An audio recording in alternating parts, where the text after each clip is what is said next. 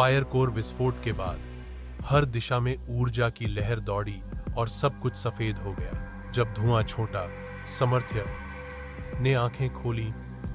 वो किसी और ग्रह पर था।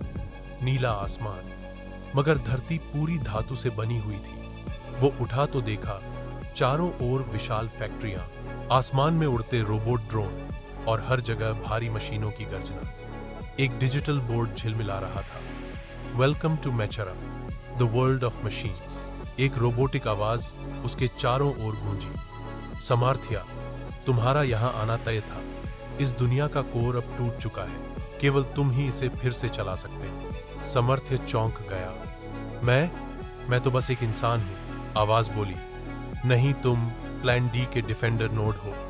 तुम्हारे भीतर वो कोड है जिससे मशीनें भी इंसानियत सीख सकती हैं। उसी क्षण जमीन से एक विशाल मेटालिक पॉड उठा। उसके अंदर एक कॉम्बैट आर्मर सूट रखा था जिस पर लिखा था प्रोजेक्ट आयरन सेंटिनल। जैसे ही उसने सूट पहना, उसके शरीर से बिजली दौड़ गई। सूट ने खुद से उसकी हाइट, स्ट्रेंथ और विजन को ट्यून किया। दब-बर उसके कंधों से माइक्रो मिसाइल लॉन्चर खुल गए।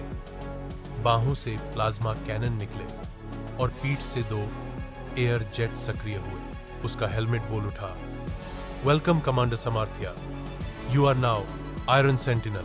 इस यूनिवर्स में माचिस की तीली का एक नया रूप था, मैखा तीली, जो ऊर्जा चुराकर मशीनों को अपने गुलाम बनाता था। वो एक विशाल फैक्ट्री के अंदर छिपा हुआ था, जहां से पूरी दुनिया को नियंत्रित करने वाला कोर चुराने वाला था।